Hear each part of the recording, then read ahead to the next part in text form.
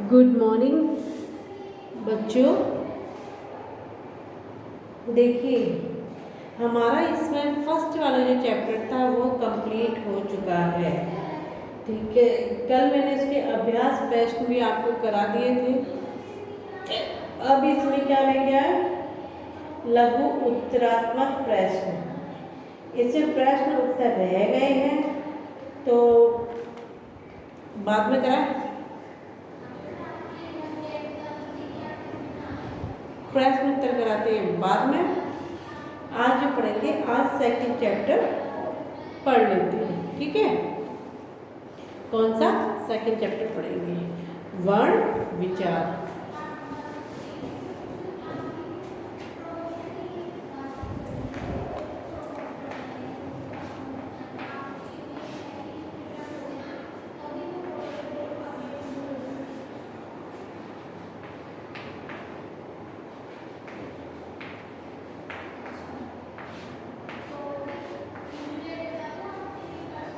इसमें मैं आपको करवा देती हूँ, पढ़ाती हूँ, तो आप पढ़ते चले जाइएगा।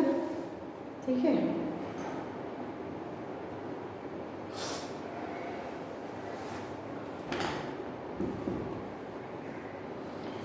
वर्ण विचार।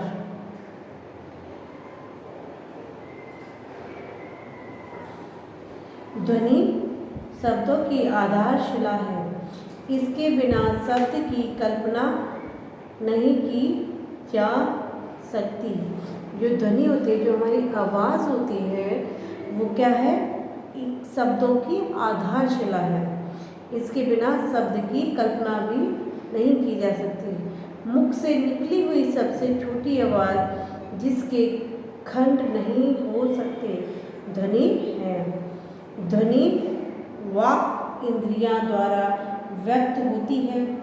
इनके लिखित रूप को वर्ण कहते हैं। ध्वनि बोलने तथा सुनने में आती है, लेकिन वर्ण लिखने, पढ़ने और देखने में आते हैं।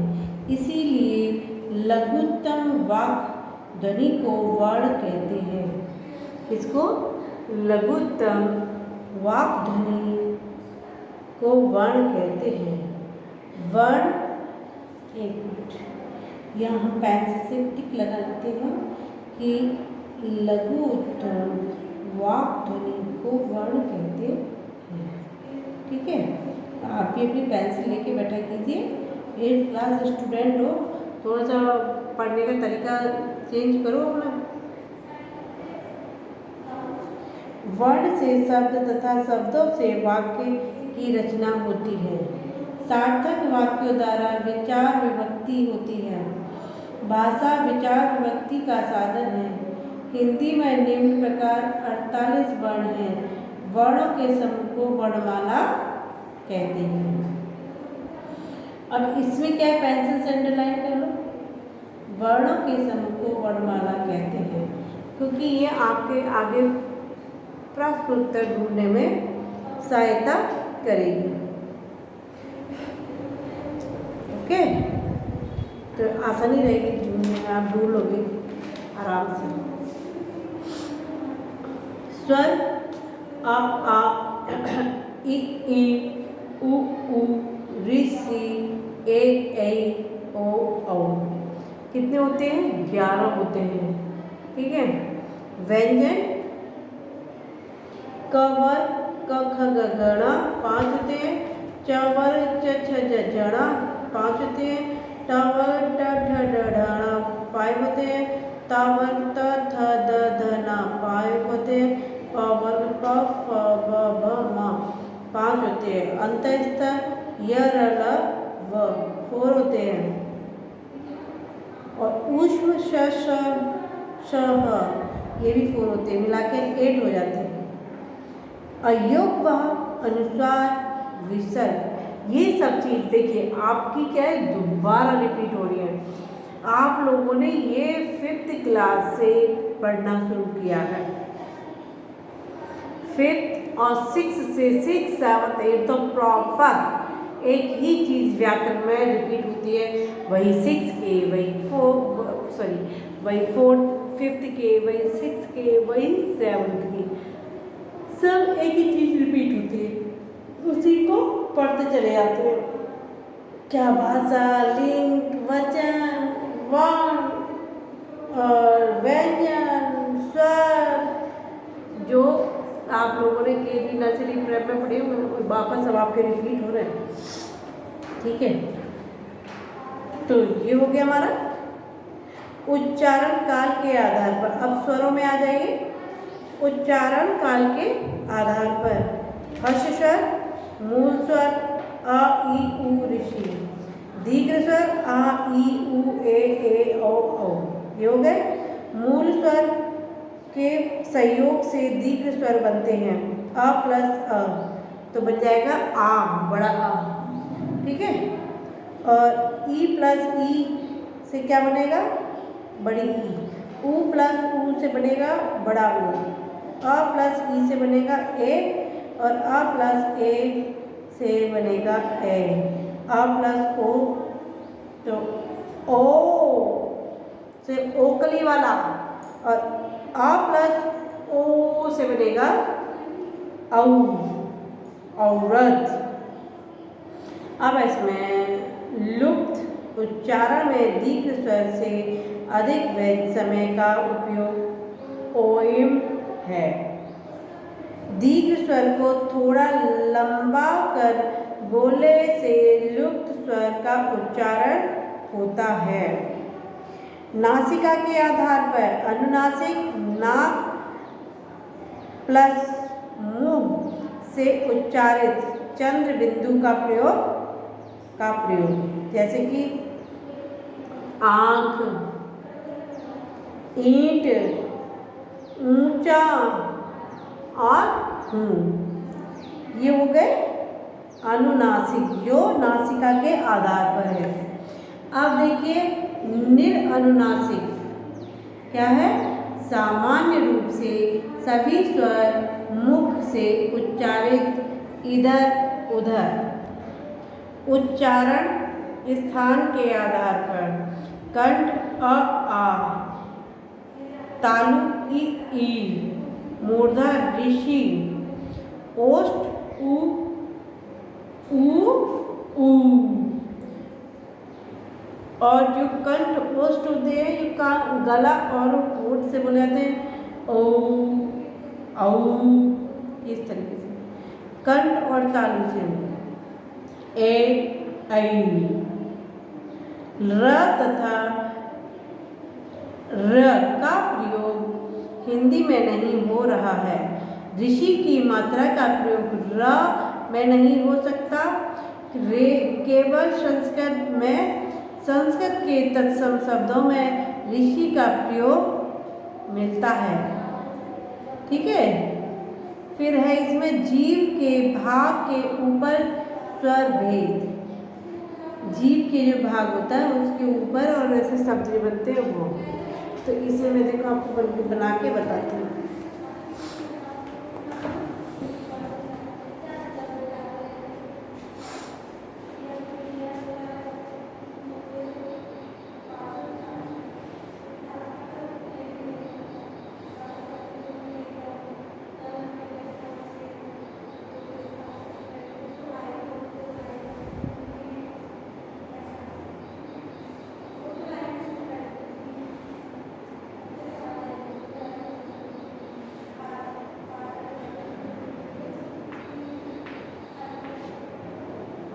ये मध्य भाग हो गया, अग्रभाग हो गया,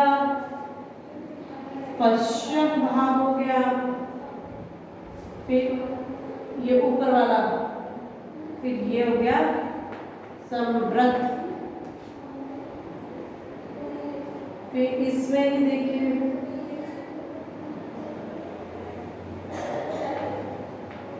अर्ध संबद्ध।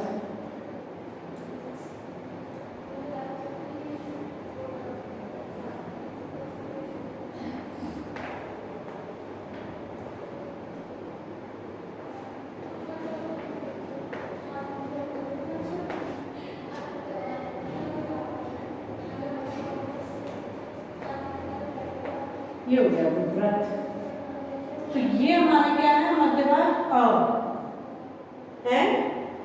और ये जो है हमारा, एक मिनट, ई और ये ए आई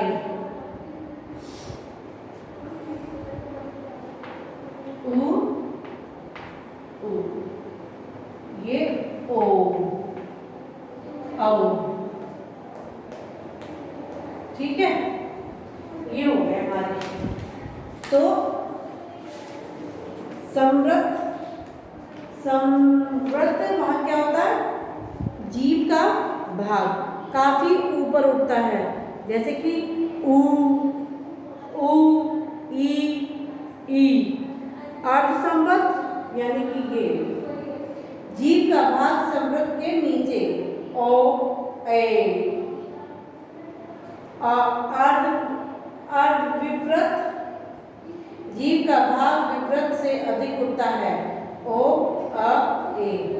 विवृत मुख विवर खुला रहता है। कौन सा वाला, ये विवृत, आ इस तरीके से सारे मैंने आपको करके बताए हैं। ठीक है, देख लीजिए अब आप कितना आपको समझ में आ रहा है, कितना नहीं। ये थोड़ी ना होता है कि मैं आपको कराती जाऊँ और आपको कुछ भी समझ में ना आए, तो फिर कैसे काम चलेगा। स्वर वर्णों का उच्चारण, तो प्लीज़ आप लोग क्या करेंगे कि इसको कंप्लीट कर लीजिए। ठीक है, और उसके बाद में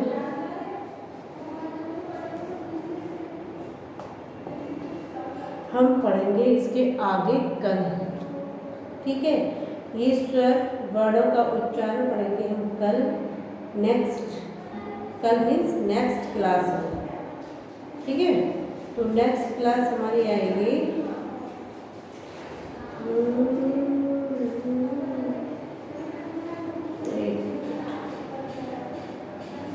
राइट।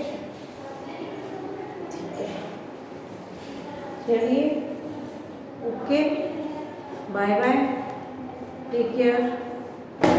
मिलते हैं फिर नेक्स्ट क्लास में आपसे। ओके, जो वर्क आपको मिला है कर लीजिएगा। अभी इसमें तो क्या है, आपको चैप्टर रीड करना है, सो प्लीज़ 8th क्लास के बच्चों पूरा जो 2nd चैप्टर है आप रीड कर लीजिएगा, फिर आगे इसमें पढ़ाया जाएगा। ठीक है ना, आपकी समझ में जल्दी आ जाएगा। चलिए, ओके, बाय, टेक केयर।